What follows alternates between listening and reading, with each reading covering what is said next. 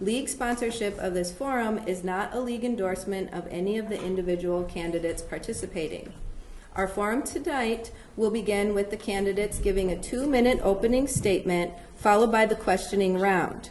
Each candidate will be given 1.5 minutes in which to provide a response during the question round. Timekeepers will help candidates keep on track by reminding speakers at 30 seconds, 15 seconds, and then a stop. If we hit the stop, I'll allow you to finish your thought, but please end there, okay? Candidates will be asked questions in a rotating order. The order of response was determined by the flip of a coin. Candidates are not provided the questions in advance. The next portion of the forum will be questions solicited and vetted by the organizing committee. The second part of the question round will be questions submitted by audience members that are received. The second part will be questions submitted by audience members received on the league website as time allows. The first part of the forum is questions from organizations and stuff that we received on the website. The second part is questions that you submit tonight yourself. So there is Liz back there. She has some, what are those? Note cards. And so if you have any questions that you would like to ask, you can just raise your hand and Liz will come around and give you a note card and you can write your question down. We encourage you to do this, and if you submit questions, then those questions will be assessed for clarity and bias. Those that fall into the same general category will be consolidated, and that will allow us to cover as many topics as possible in the time allotted. Questions that are deemed unclear, hostile, or of a personal nature will not be used, and all questions will become the property of the League of Women Voters. So even if we don't get to your question tonight, we will still keep it at the end of the forum. Following the question round, each candidate will be allowed a 2-minute closing statement to conclude the forum. So at this time, I would like to introduce our candidates. This is for District 7A, and we have Jen Schultz and Dana Krivogorsky. So we'll open the forum with the candidates' prepared 2-minute statements, and we will now hear from Dana. Hi, my name is Dana Krivogorsky, and I'm running for the House District 7A. I decided to run because as a mother of 2 and stayed-at-home mom for 2 years, I realized how important the financial safety is for the families of the district. And the continuous taxation and the state spending money on various programs, I think the state needs to take care of their citizens first prior to investing into some other ventures or some other things. So we need to take care of the financial health care of the citizens first. And having said that, I personally think that the healthcare, each civilized society is basically marked by how they take care of 2 things: the kids and the people who are older. So the healthcare system obviously needs incredible revision and reforms. But once again, we all can talk about it, but if there is no money to do that, nobody can say, nobody can do anything. We all can talk until the ducks come home, or whatever the saying goes. So, and another important point, there is no money, once again, for education. So the University of Minnesota, one of the largest public education providers, higher education, did not receive all the money given to them. So I think taking care of our future in the form of our kids or our school district, as many of you know, I ran for the school district last year, and taking care of the people, the aging. We're all going to be old. We're all going to be sick at some point. And those are my priorities for the running. All right, we'll now have an opening statement from Jen. Well, my name's Jen Schultz, and I just want to thank everybody for coming tonight, and I want to thank the League of Women Voters for hosting and sponsoring the event, and for the Civility Caucus. I've been a sitting legislator for 4 years, and right now I'm a DFL legislator, and I'm going to be running again. I'm very proud, been very proud and honored to serve District 7A, which is East Duluth. And I currently serve on the Tax Committee, the Higher Education Committee, and Health and Human Services Finance. And I've been working as an economist at UMD, and I've been working on health economics and policy for close to 20 years. And the reason why I ran for office in the first time was to work on real healthcare reform. My belief is that the government can help people, and if we put people first and respect people, I think we can find solutions to many of our problems, but it's going to need government help, especially when markets fail. So I've been working on healthcare reform. That's been my priority, but I've also been working to make sure that we're fully funding public education, from free K all the way up to higher ed. I've also served as a commissioner on the Great Lakes Commission, and I'm very proud of the work I've been doing to protect, preserve our Great Lakes, and to promote our Great Lakes in terms of development sustainably. So I've introduced and been successful at passing many resolutions to protect our lakes from water diversion, from invasive species, and from the many other emerging contaminants of concern. And I hope to win again in November, and so I can continue the work of fighting for economic, social, and environmental justice. So to begin the question and answer portion of tonight's forum, we will start with those questions solicited and submitted by the organizing committee. Each candidate will have 1.5 minutes to respond, and we will begin with candidate Jen. So I'll read the question one time, and if you're the second candidate to answer the question, if you want me to repeat it, let me know and I will, okay? All right, so we'll start with Jen. How would you balance energy policy with environmental concerns? Well, given the recent report that was released from the United Nations about the warming of our Earth, that every ½ degree increase in Celsius degree will do tremendous harm and lead to a lot of volatility in our weather patterns. And we've seen that already in more severe wildfires, more severe hurricanes, and other weather patterns, and flooding in Duluth. So I think we need, for the good of the people and the earth, we need to really reduce our reliance on fossil fuels and increase our reliance on cleaner alternative energy like wind and solar. And I think that's going to be both good for energy, and it will be cheaper in the long run because we'll be able to protect our environment. And I think we're moving in that direction. There are many states that are more advanced and doing more than Minnesota. So I hope if I'm elected again and I get the majority, we get the majority back, the DFL majority in the House, we can put energy policy and environmental protection at the top of our priority list. Would you like me to repeat the question? No, I'm just waiting for you to give me a go ahead. Go ahead. Thank you. I'm a scientist by trade. There is no doubt that I believe in the power of technology. I believe in the power of science.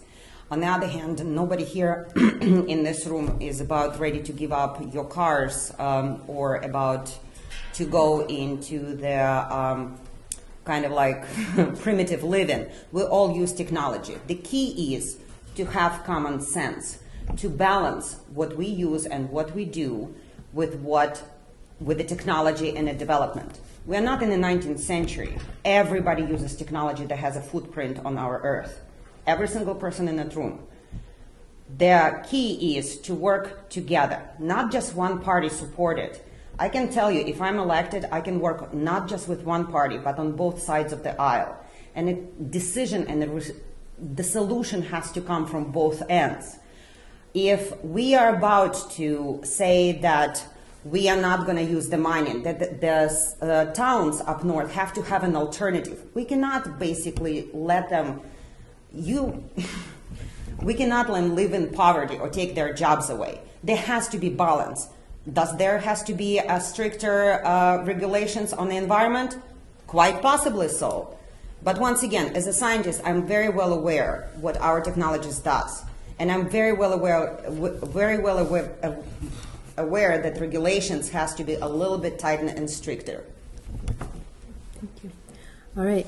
Our next question, we will start with Dana.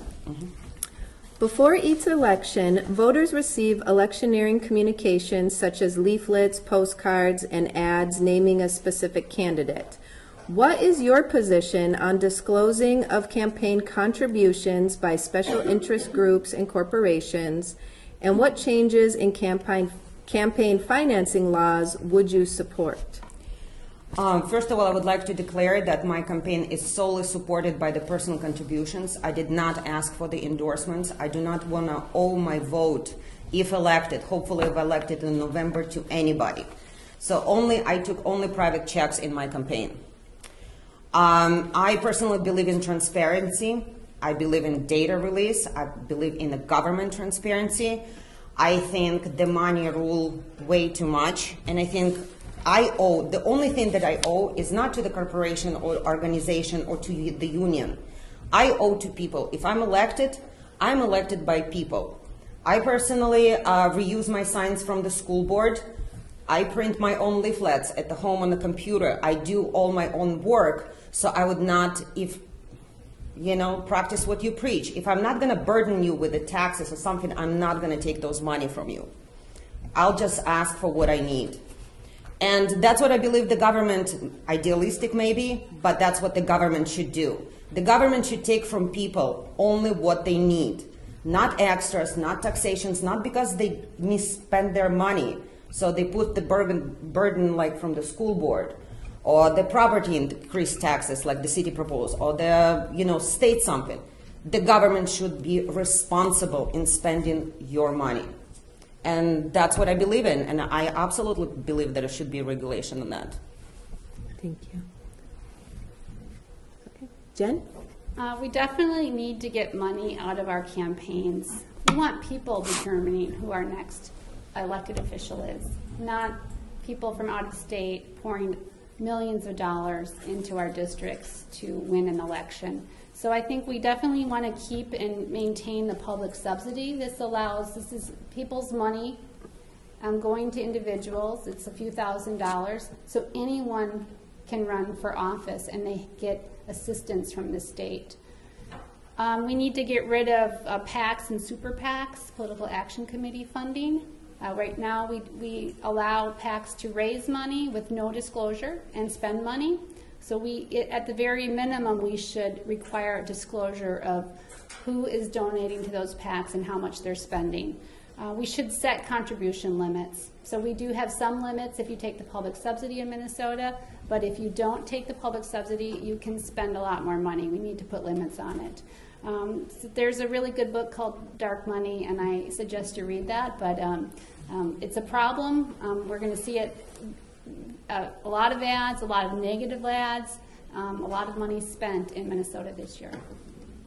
Thank you. All right, our next question, we will start with Jen.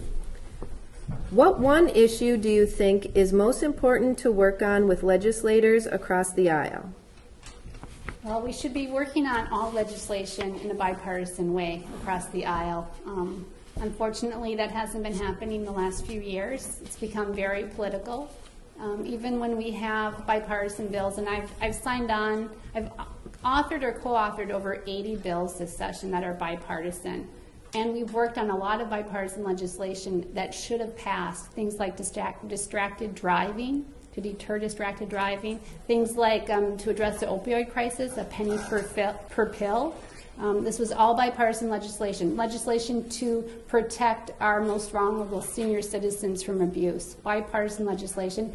None of those bills made it through the Republican-controlled House or Senate. So we need to work across the aisle and make sure that we have reforms like legislative redistricting. So we are not being too polarized or getting two candidates that are too polarized, that we need moderates that will compromise and work together and take the politics at the top out so the legislators can work together and pass the thousands of bipartisan bills that were introduced this last session.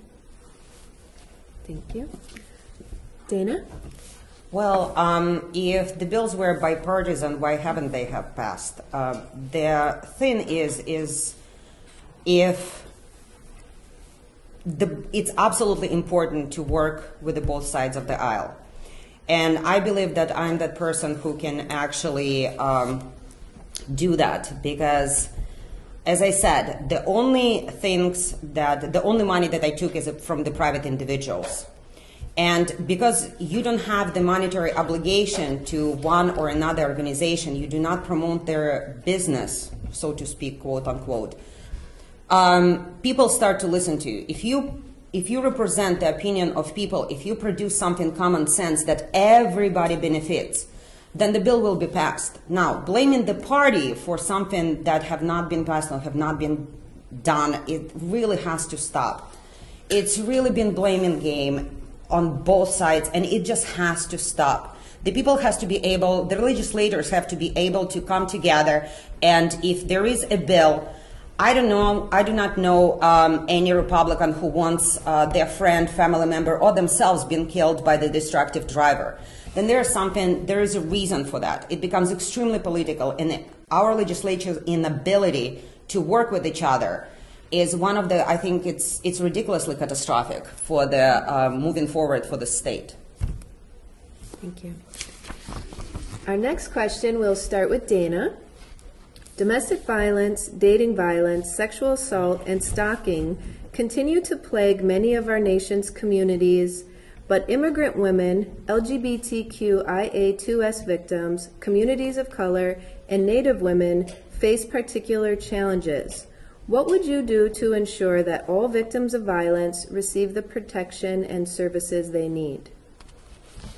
First of all, I'm an immigrant. There is a police report for domestic violence in Madison, Wisconsin, that I personally called on my stepfather. So those issues are incredibly close. I have absolutely no tolerance for this.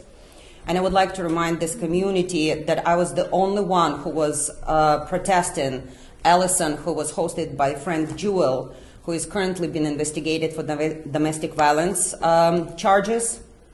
There is a phone call, apparently there is a police report, and yet nobody showed up. I was standing there in the rain by myself. I absolutely have no tolerance for the domestic violence, I would like to say. I believe in the women's rights, and I think, I find the phrase women's rights kind of like, it's a human rights. The protection is absolutely needed. It needs to be support. There is a lot of those crimes come unreported simply because the women do not report. They have a battered women syndrome. And I think the mental health and support, those money that needs to be stayed by the state legislature on supporting those women, providing them with the need and mental health tools that they deserve, they need. So I think my point is very clear. I have absolutely no tolerance for domestic violence, and that's why I was protesting Allison, and I find it's ridiculous that he's still running. Thank you. Okay, Jen? So we need to believe women when they come forward. It's very difficult for women to come forward, and it may take them a long time, and some will never come forward to report a sexual assault or domestic abuse violence. And we need to investigate all of those accusations made by women and do our due diligence. But we also need to make it easier to prosecute those. And what I mean by that, it's in the criminal law, it's very difficult to sometimes prosecute because it's so difficult to accumulate lots of evidence needed to prosecute. So we've introduced language to make it easier to show the damage from sexual assault and domestic violence. We need to fund services for women who are victims of sexual harassment and assault or domestic violence, and provide them more resources to get help and to recover and to be more financially sound and provide stability in their life so they can get on the road to recovery. It's very serious what's happening in our country, and I'm very concerned about what happened with the Kavanaugh hearings. I'm very concerned when any woman comes forward and there's not a serious investigation that's followed up. Thank you. Our next question will begin with Jen. Local government aid was designed to assist cities with general funding needs that exceed their property tax revenue. What is your view of Minnesota local government aid? What are the pros and cons? So local government aid is very vital to Duluth and the communities that receive LGA funding. It helps fund our public safety, which everyone depends on, and it helps pay for our roads. And what's been happening since 2004 is LGA, local government aid, funding from the state has declined and has also not kept up with inflation. So we've seen cuts to LGA. That makes it a burden on the city, and the city has to find new sources of revenue to fund our firefighters, our police officers, and our roads. And we asked for a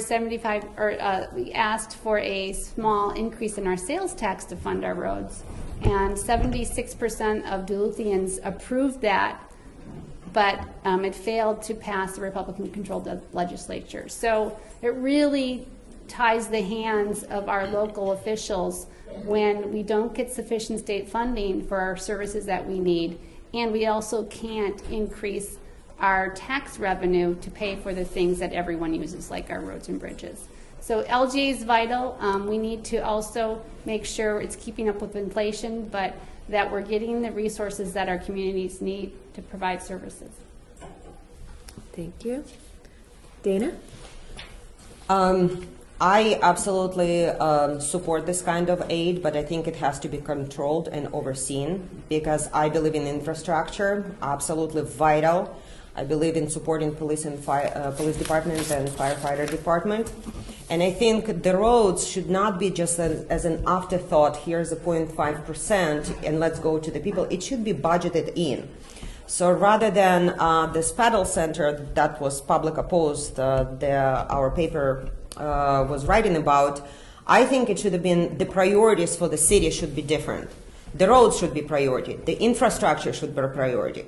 And if the state gives money, gives money, and money have been spent somewhere else rather than on the infrastructure, that's irresponsible spending. It's irresponsible spending of the people's money. Every single person is in this room, if you're going to give money to somebody for a certain thing and they just go and waste it, you're not going to give them second time. So I think there has to be a control, a responsible government, a responsible overseeing where the money are going. I'm not against support by no means. Keep up with inflation, absolutely. But it also has to be overseen that those money goes directly where they're needed, which is infrastructure, police department, our firefighters, roads. Infrastructure is what makes the government, it's what makes the country. Thank you. Our next question will begin with Dana. Do you support or oppose requiring criminal background checks on every gun sale? Please explain your position. I believe in Constitution. Once again, I have a pretty idealistic view about the Constitution in this country. I think it's a democracy. I believe in Second Amendment. And the reason the state of Minnesota has one of the highest restrictions throughout the country, even across the border on both sides, one of the highest before purchasing the gun. I think the criminal background check is something that has to be decided. Once again, we are talking about Joe Radinovich, who had a criminal background. I mean, he has some tickets. Is that kind of criminal background you're talking about? Or are you talking somebody who did a mass murder or did a terrorist attack? Those absolutely should not be able to purchase the guns. But if you have a minor traffic violation, where do we draw the line on that one? So there's absolutely serious crimes where the people shouldn't, gang-related, they should not be allowed to purchase the guns. But there are some minor violations that, as he said himself on the Duluth News Tribune, he was given a second chance, you know, so do we hold it against him? Thank you. Jen? Thank you. So I definitely think that we need criminal background checks when we sell guns. And I think that's just doing our due diligence to protect people in our community, to protect our children. And these are criminal charges. If you get a parking ticket, you would still be able to purchase a gun. These are serious crimes where you would get a background check to make sure that you have not done anything severe criminal behavior so you can buy the gun. And I also believe in our Constitution, but we've seen a lot of gun violence in our state, in our country, and this criminal background check should be bipartisan.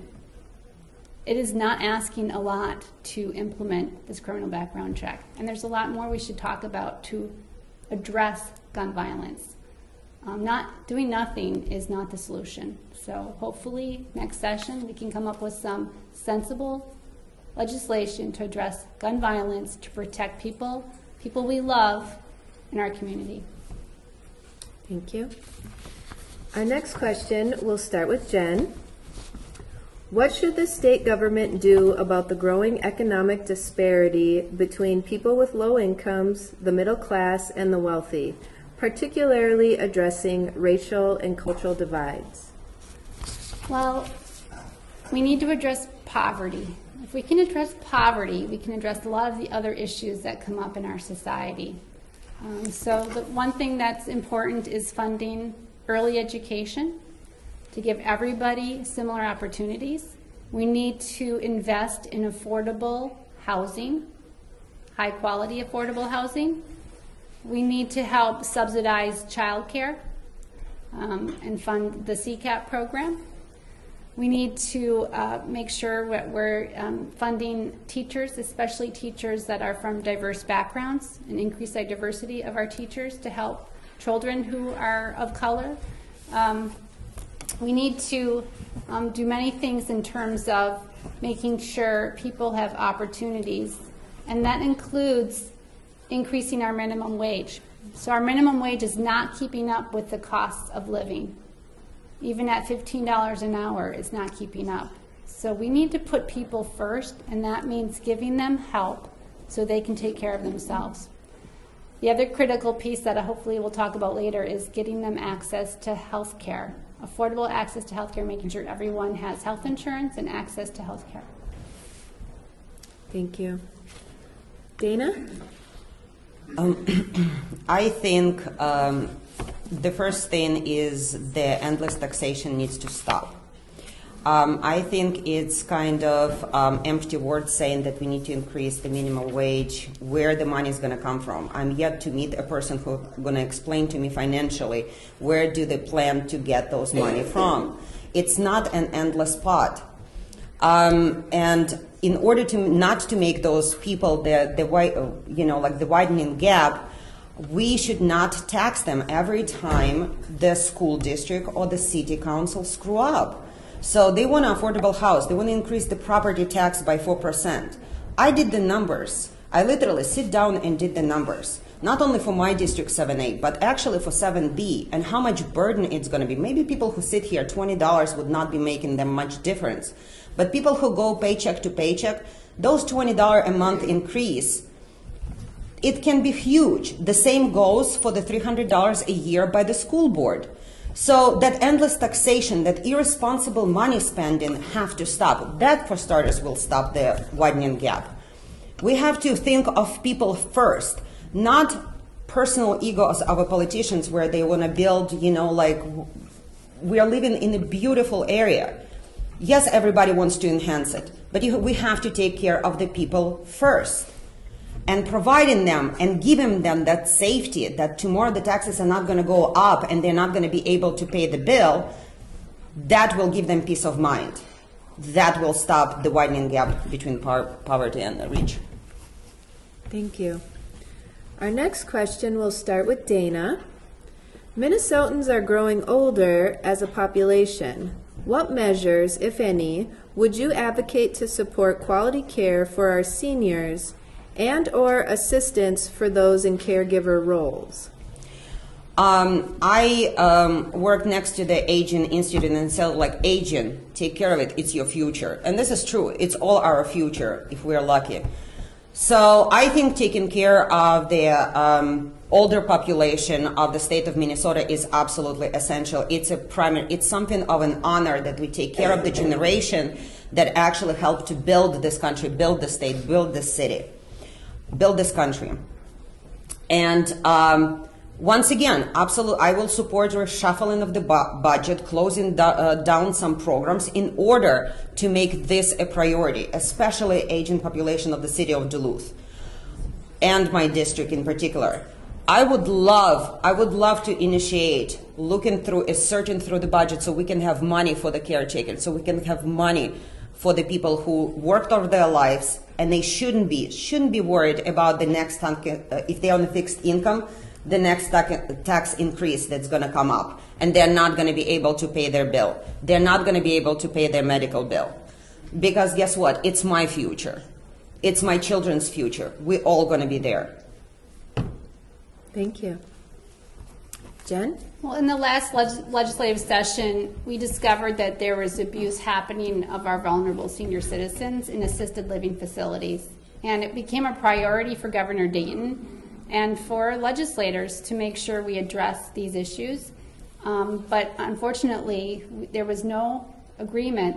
Even the bipartisan bill did not get passed to make sure we're holding these assisted living facilities accountable and that we're imposing regulations to make sure abuse doesn't happen. So I think it's important that we're taking care of our seniors and that they have a high quality of life. We can do many things to make sure that happens. We can increase reimbursement levels and the wages for personal care attendants. We can value providing care to senior citizens by compensating employers or having employers have paid time off for their employees so they can provide care to their parents or loved ones. And we can do more to make sure that seniors are part of our community and are integrated in our community. I just finished a book called Blue Zones, where there are many communities in the world that treat their seniors very differently and are integrated in the community, and they have multiple generations living together, having the elder senior citizens helping raise the very young children, and they have much higher life expectancy when they're integrated into the community rather than separated out. Thank you. For our next question, we'll start with Jen. What, if anything, do you think the state should do to address the difference in graduation rates between students of color, Native students, and white students? Well, in Minnesota, we have an achievement gap by race, and in Duluth, we also have this larger achievement gap. So we need to first identify the problem. Why do we have this achievement gap?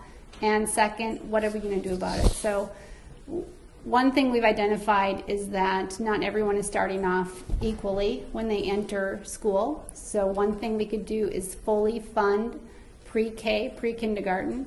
We established some pilot pre-K programs in Minnesota, but in the last session there was no bill that made it to the governor's desk that he could sign to fully fund pre-K, and that was very unfortunate. So we need to do that next session. We can also increase programs to provide supplemental help for students that are behind in their reading, writing, and math. And we can make sure that we're training really good teachers that come from diverse backgrounds to go into our schools, so students have role models that they can aspire to become leaders in their community. But there's a lot we need to do. We've closed some of that gap in Minnesota, but we need to do a lot more. Thank you. Dana? Well, as you know, I ran for the school board last year, and I personally went to, actually the reason why I started to run is because compensatory education money were pumped from the west, where the money were received, into the east. And I personally went to every single PTA meeting in this town and showed them that table. They haven't seen it. I have to say the most amazing was at the Congdon, so-called one of the better well-to-do schools. They were absolutely shocked and almost to the point of being ashamed that they were receiving money from basically poor kids. So I think that it's not about the quality, it's actually about equity. So some kids needs a little bit more than others. But once again, giving money to the school district, like for example ours, without any control or regulations, where we went from $30 million plus to the negative, I can't even tell you, right now they're increasing our taxes again. I think it's irresponsible. I think absolutely, education is our future. It's country's future. That is, those kindergarten kids is who's going to come up with the drugs, who's going to build the new cars, who's going to build the new buildings. We have to invest in it. It's one of the most important investments. And yet, the money by the government officials are spent recklessly and irresponsible. And once they're in a tight spot, they do what? They turn to the public for the tax increase. So if hopefully elected to the House, I will absolutely make sure that those money spent where they needed on the kids who need the help. Thank you. Right. For our next question, we'll start with Dana. If you become the state legislator, will your staff and you write your own bills? Will you consider using any organization outside of Minnesota to write legislation? That's a very short answer, no. I believe I moved here on purpose. This is my state of choice. This is my place of life for choice. I'm Duluthian by choice. I cannot tell you the generation stories, but I think we have incredible talent here. And teaching at UMD, you get absolutely brilliant kids, incredibly bright, who just didn't have an opportunity. No, I will source here in Duluth. We have plenty of gray matter that works just fine and who can a lot of professionals. So it's a very short answer. No, I'll source here. Thank you. Jen? So I take a lot of pride in constructing my own bills, but I do get a lot of help from our incredible House research staff that are nonpartisan for the technical language. We also get a lot of help by working with our advocates and those stakeholders in the community, the people in the community that may benefit from the bill or may get harm from the bill. So working and getting input from people, my constituents in Duluth and throughout Minnesota is vital. I will not let an organization, especially one outside of Minnesota, write bills like ALEC, which writes bills, formula bills, for a lot of Republicans in Minnesota and across the country. So I think that's the wrong way to write legislation. I just want to go back to the previous question. I want to talk about the need for funding for special education. We need to fix that, how that is funded and how that money is distributed across schools. We also need more support staff for teachers to help our teachers dealing with all the other issues that come up in the schools. And we have a good example of success, and that is our community-based school system. Myers-Wilkins is an example. We would love to expand that across the state, so having more community-based schools and providing all of the services that a community may need in that school is vital to address the achievement gap and disparities. Thank you. So we will now begin the portion of the forum where we will ask audience-submitted questions. So if you have a question and you haven't filled out a card yet, just raise your hand and Liz will come around and give you a card. Right now we have 3 questions. So the first one, we will begin with Jen. What will you do to convince the legislature to enact the tax increase approved by Duluth voters to improve our roads? Well, we have to do a tax bill because we did not accomplish finalizing a tax bill last session, and that's because my Republican friends put in a lot of tax cuts for the very wealthy and corporations that the governor could not sign, so he vetoed it. So there was a federal tax bill that also had large tax cuts to wealthy individuals, and that has implications for the Minnesota state income tax. And we did not pass a tax conformity bill, so we will definitely have a very large tax bill that we need to start working on immediately in January to make sure we're reducing the federal tax burden because of the Trump administration passed a tax bill that could harm a lot of Minnesotans and end up many people paying higher taxes. So we need a tax conformity bill that addresses the federal tax bill and where we can put in our Duluth sales tax into that, our large tax omnibus bill. My preference is to do it as a standalone single issue bill, but eventually it will probably get wrapped up into an omnibus tax bill, and I think that's where the vehicle should be. Thank you. Dana? I'm really getting a little bit tired during this debate. I found, no offense, but there's 7 times the Republicans were blamed for this, for something. The blame has to stop. If there is a bill that is good for everybody, there is just as many rich Democrats as there are Republicans. And we have to work for the well-being of the people and the well-built people in this district. And the tax is, once again, I do not find it as a responsible spending. I would not approve if the building roads was not, yes, we are desperate for the new roads. We are so desperate that people are willing to reach into their pocket. I did not work for 3 years. I stayed at home with a kid. And yet, for us, on the one single family paycheck, which my husband brought home, for us, any changes would be devastating. But yet, we were so desperate to fix our roads that we voted for it. And it shouldn't be. You shouldn't get people in the corner where they're desperate enough to reach into their last pennies or last pocket to pay for it. It should be the job of a government to supply a solid, steady infrastructure in the town that we live in. And people should feel safe that they are not going to be screwed over with whatever money they're providing. Because people in general are kind. If you ask them for something, they will give it to you. And yet their money we're spending responsibly. Thank you. For the next question, we'll begin with Dana. What do you think needs to be done to make childcare accessible, affordable, and safe? Good thing I mentioned that I stayed home with the baby for 3 years. I come from a country where women had a 1-year maternity leave, 100% paid, and second year, 60% paid with a job waiting for them. I come from a country where fathers had a 1-year paternity leave. So you don't have to tell me what a benefit a kid can get from the mother staying home. But once again, where do we get those money? Where the budget need to be reshuffled? We are spending, like by penny on the different programs just for the sake of it. Yet I believe into revisiting the budget, looking it around, and actually subsidize the day so the mothers can take time and stay home, because it's beneficial for the future. It's beneficial for the mother if she knows her kid is taken care of and safe at home. She will work harder. I know, I'm mom. You know, you're mom. Everybody knows that. So, but once again, it's all nice to talk about, except where the money is going to come from. And I'm a realist this way. The budget needs to be revisited. All those empty promises, I'm not going to give them. Would I like to have it? Absolutely.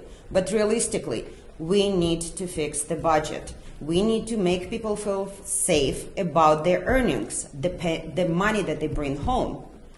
And I think once that's, and we have extra, I absolutely would support that. Thank you.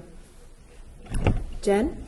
So I think we should nudge employers into offering time off for parents to stay home with their new children, either a newborn or an adopted child, and give them time to take care of that child if they so choose.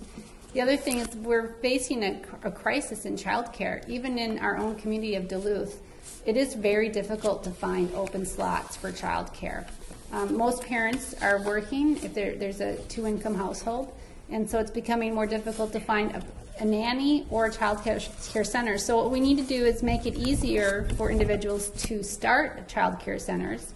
We need to look at the amount of regulation that we require and that we've passed to look at child care centers, and try to make it more affordable by really helping low-income families who currently may not be able to afford child care. It can be as much as $18,000 a year for child care for a newborn infant. So it's expensive.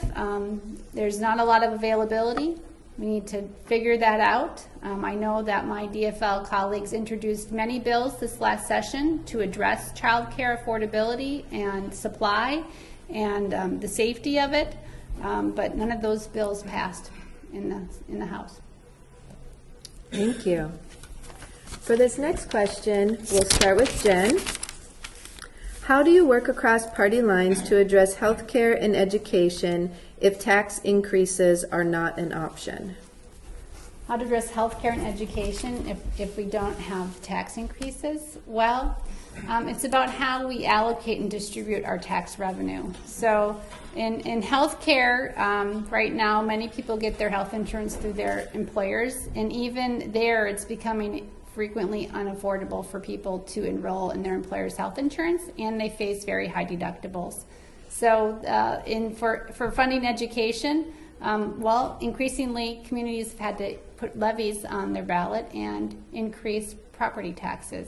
So if we don't have tax revenue, we really have to think about how we can reallocate that. And if we're not taxing individuals, we can look at how we tax employers and organizations and how we tax investment income. So there's a lot that we're not doing to possibly collect revenue that would reduce the burden of taxes on individuals and increase the burden on corporations. Right now, corporations get very large tax breaks and very large subsidies from the government. So we really can take a look at, investigate where our tax revenue is coming from and how we can minimize inefficiencies in the government and in providing health care.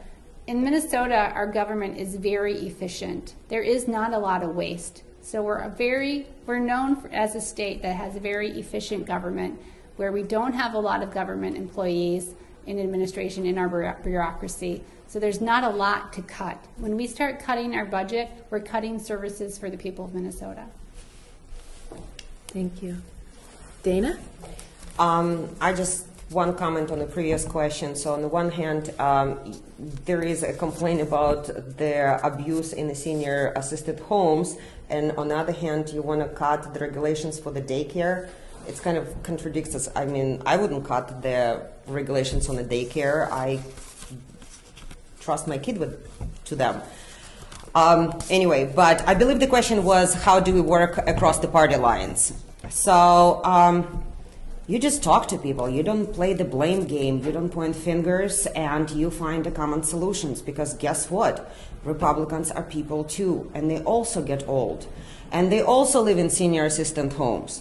So you just working together, this unity, this divide, because on the party, people praising me for bravery for running as a Republican in this town, I find it ridiculous. I just believe in a conservative fiscal responsibility, you know, and it's nothing. People in general are good. You stop playing the blaming game and you see the other side. You see what they want, what they're interested in. Maybe we are different, but start with finding something that we have in common. And in common we have that we all get old, we all pay taxes, we all want our kids to succeed, we all don't want to pay $35,000 per year for the college. We send kids, grandkids, and that's the beginning. Find something in common. Thank you. Were there any more questions, Liz? Well, all right. Well, if there are no more audience questions, we'll now have our closing statements, and we will begin with Dana. So I hope for your vote in November, because I think I can bring that, I can start. I don't promise you to build it, because once again, I'm not the person who's going to spend empty words and empty promises to the people that I hopefully will represent. But at least I can start building a bridge. So in 2 years, I don't have to send you the letter that I did not do this and this and this because of the other party. The only reason we are standing in our own way, and our way is this division in the country, in the political scheme. It doesn't have to be. We all can make our own lives better. We can look at the programs. We might be living in different things, but once again, the major thing we have in common, and that is my priority: infrastructure, taking care of the future, which is education and our kids, taking care of my future, which is basically getting older. The healthcare system absolutely needs to be. But the government, but the state budget needs to be revisited. There's tons of programs that are absolutely, if we're in a tight spot, I would rather increase the minimum wage that pays on some program on some people who basically collect. There gotta be a stronger regulation how the money is spent by the school district, how the money is spent by the cities. There has to be an oversight, and there has to be some sort of that those money that we allocate for the support, there has to go to the people to fulfill their needs, to fulfill their infrastructure for them. And that's what I would believe in. And I believe in government transparency, and hope I will have your vote in November. So thank you so much for having, thank you for moderating, thank you for having us, thank you for taping. And so thank you so much. Thank you. Jen? Well, I just want to first say that we just need to look at the barriers for daycare. I don't want to say that we're going to get rid of the regulations. We need to make sure our children are safe at daycare. I have 2 sons. They went to daycare at a really great facility. We just want to look to see how can we have more daycare facilities open up in our community. You know, the government, in my view, it really exists to help people. And my goal from being elected is to make sure the government works for us, people of Minnesota, and works well. And I've done a lot of bipartisan work. I was appointed by the Governor Dayton for a bipartisan healthcare financing task force where we had over 20 recommendations to improve our healthcare system that were bipartisan resolutions. I serve as commissioner on the Great Lakes Commission. This is a binational, bipartisan group to protect and promote our Great Lakes. I was elected twice to executive committee of a bipartisan Great Lakes Legislative Caucus and have passed many resolutions bipartisanly. So I'm friends with my Republican colleagues, but they've been in control. So I'm just holding them accountable, and I'm giving you information that's factual on what happened in session, because not everybody tracks us at the Capitol. So I'm not being partisan. You know, Harry Truman once said, "I don't give them hell, I just tell the truth and they think it's hell." That's what he said. And my job is to make sure you have the facts.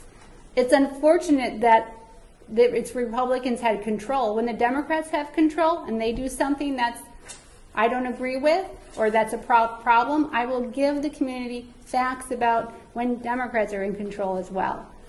You know, I've passed a lot of bills that are bipartisan, and I'm hoping we can introduce more legislation so we take the politics and the partisan aside and we work together. I know Minnesota has been very successful in the past, and we can be a leader again in passing legislation that helps the people of Minnesota. Thank you. This concludes tonight's forum with the Minnesota House of Representatives District 7A candidates. When sponsoring forums like this, our purpose is to provide you with an opportunity to hear candidates discuss the issues that are important to you face to face. There's never enough time to cover all of the issues in a limited time setting such as this. If your questions were not addressed, you should feel free to contact the candidates directly.